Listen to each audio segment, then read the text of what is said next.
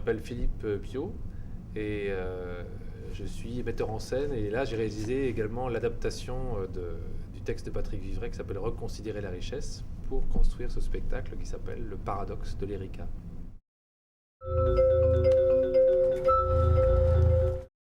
Patrick Vivray, en 2000, le gouvernement de l'époque lui avait confié la mission officielle, puisqu'il est conseiller à la Cour des comptes, de réfléchir à cette histoire de richesse, comment au-delà de la richesse financière, on peut concevoir la notion de richesse. Il existe des richesses d'une autre nature, des sources de bonheur autres. Qu'est-ce qui compte le plus finalement dans notre société, individuellement ou collectivement? Ça va très mal, docteur!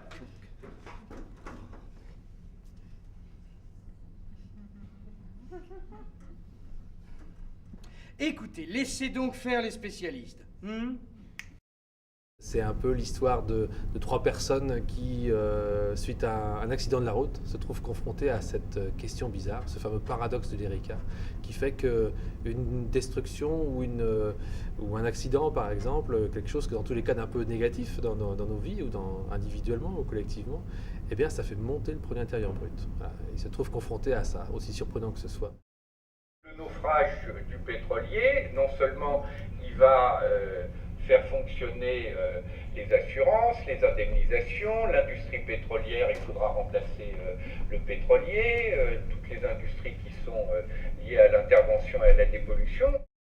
Ce gars-là, il est conseiller à la Cour des comptes, et la première chose qu'il nous conseille de faire, c'est de revisiter les mots. Le mot travail vient du latin tripalium, instrument servant à maintenir les chevaux pendant qu'on les ferre, mais aussi à torturer sur un triple pieu.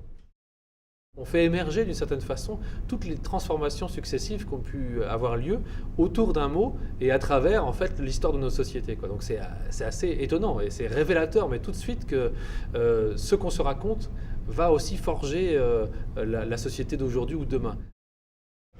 Il faut s'engager dans une refonte de nos indicateurs de richesse. Ouais! On avait envie d'un espace qui soit autant un espace de représentation qu'un espace de dialogue.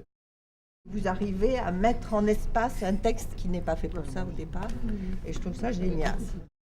On essaye à chaque fois de systématiquement jouer le spectacle et ensuite entamer la discussion, le débat avec les gens qui sont là. Qu'est-ce qu'il est advenu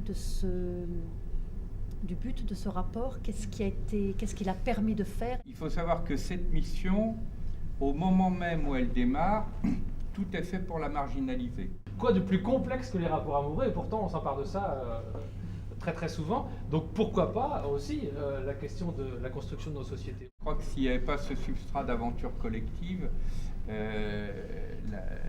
ça se serait arrêté sur le plan institutionnel. Reconsidérer la richesse me semble essentiel, juste se poser la question, avoir une prise de conscience sur cette question dans les pays du Nord. On a des discussions très très intéressantes avec les gens ensuite. Bon, ça nous paraissait vraiment être assez naturel qu'à un moment ou à un autre, les routes de main-d'œuvre et de ce chantier-là se croisent.